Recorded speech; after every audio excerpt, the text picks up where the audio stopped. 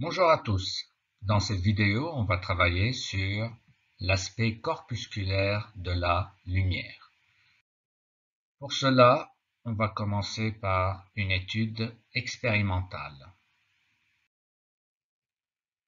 Pour comprendre l'expérience qui va suivre, on va commencer par expliquer c'est quoi un électroscope.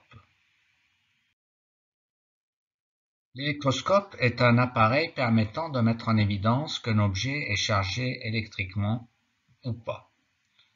Si vous approchez par exemple une tige chargée du plateau de l'électroscope, les feuilles en bas dévient. Vous voyez ici les feuilles, elles divergent l'une de l'autre quand on approche une barre chargée.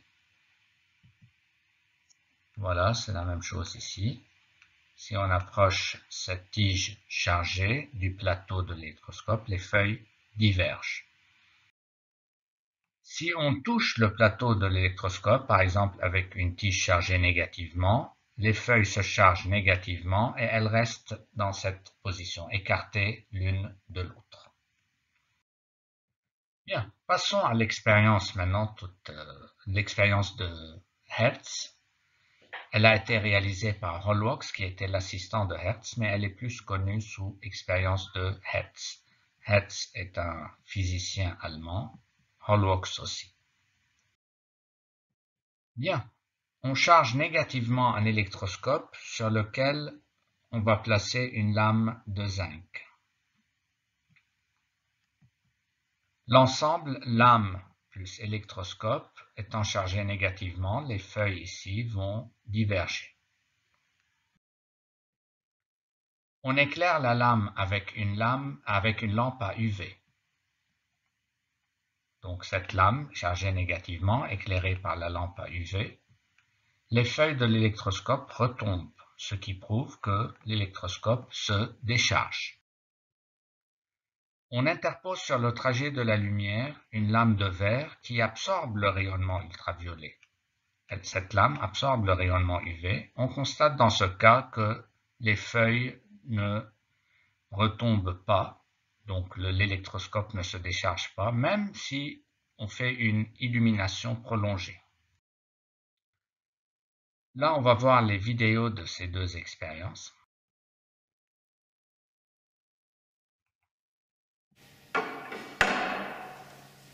Donc, ici, on charge la plaque.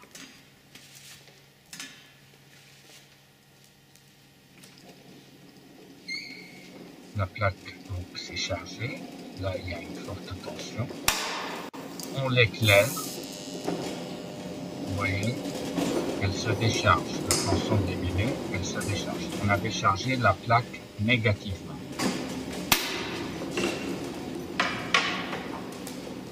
On va refaire la même expérience, mais en chargeant la plaque positivement. Donc ici, on charge la plaque positivement.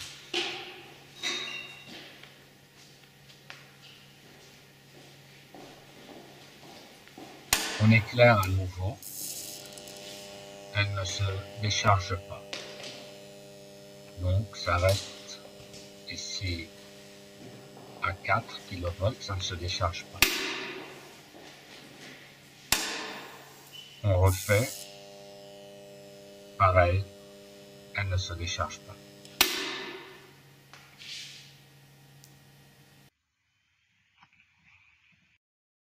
On peut faire la même expérience avec des objets qu'on a à la maison, une canette par exemple, des cheveux d'ange utilisés pour le sapin et un tube en PVC.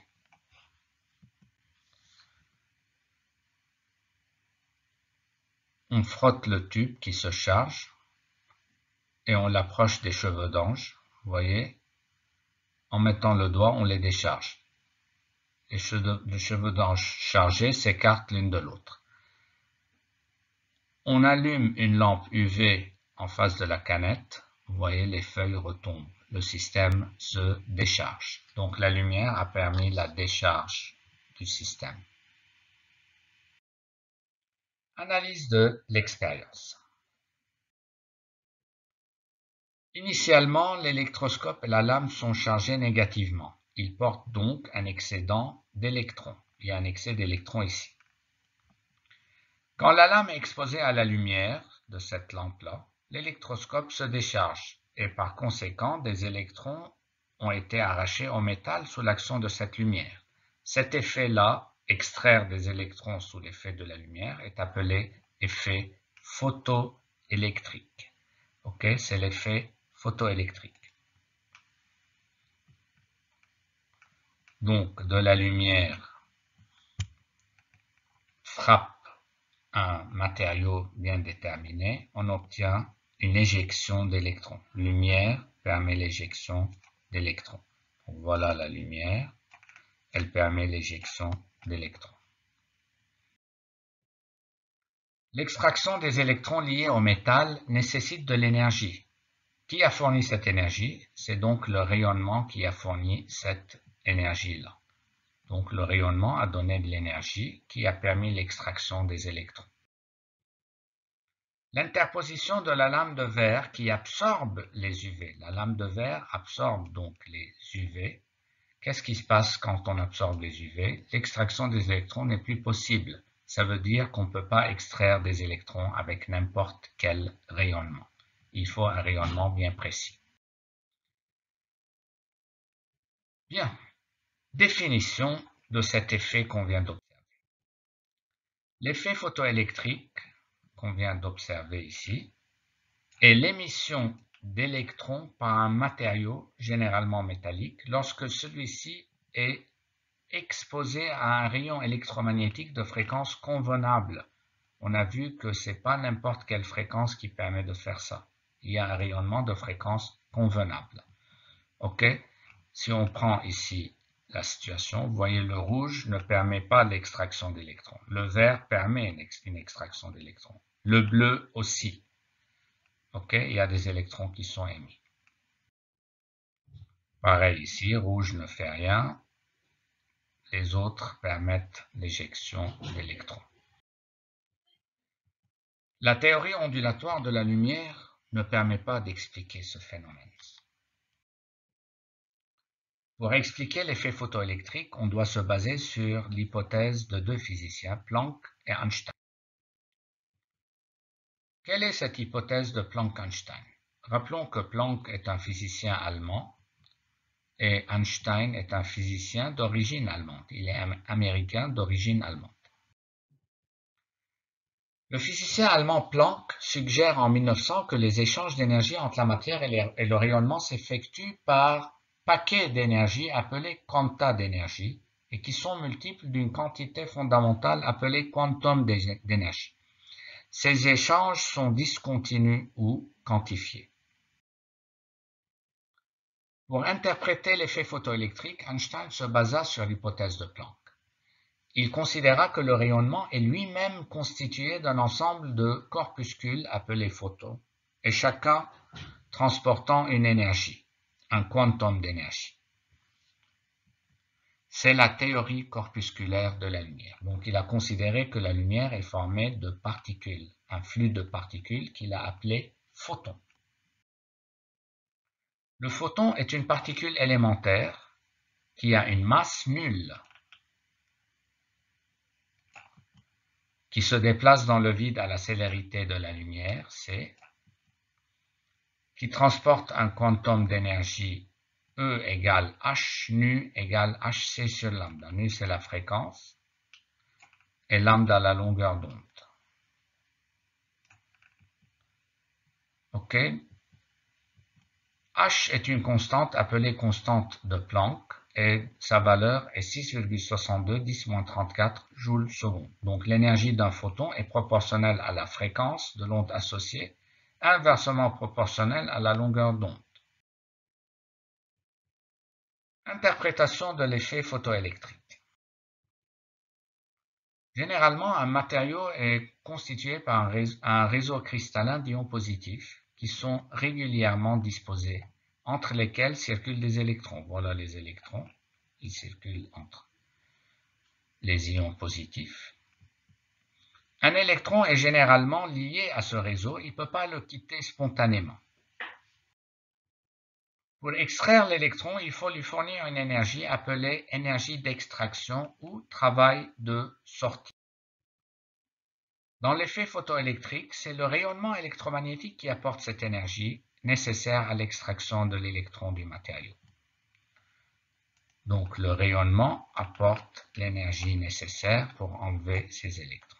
On les extrait. Si l'énergie du photon est inférieure au travail de sortie, l'électron, évidemment, n'est pas éjecté du matériau. L'effet photoélectrique ne peut pas avoir lieu. Si E photon est égal à Ws, l'effet photoélectrique peut avoir lieu et l'électron sera émis sans vitesse. Si E photon est supérieur à Ws, là, l'effet photoélectrique peut avoir lieu et l'électron sera éventuellement éjecté avec une énergie cinétique maximale. La formule d'Einstein permet de calculer cette énergie cinétique. Donc, on peut dire que l'énergie du photon va servir à deux choses. Premièrement, extraire l'électron en lui donnant le travail de sortie, l'énergie de sortie nécessaire, et le surplus d'énergie va être communiqué à l'électron sous forme d'énergie cinétique. Donc, si le travail d'extraction, par exemple, est de 5 électronvolts, et si le photon arrive avec 8 électronvolts, il peut l'extraire, il lui donne 5 électronvolts, et les 3 qui restent sont donnés à l'électron sous forme cinétique. Et l'énergie cinétique, c'est 1/2 mv².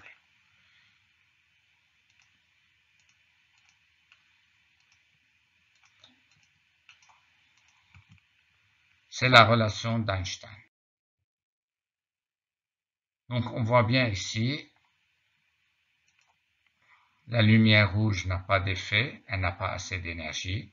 L'énergie d'un photon ici correspondant à cette lumière est inférieure à Ws.